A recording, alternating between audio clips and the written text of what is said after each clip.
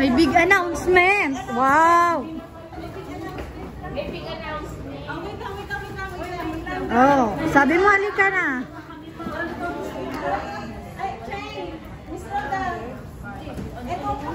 Itong food na to ay pakain niya ni boss kasi siya ay 15th year anniversary sa Korea.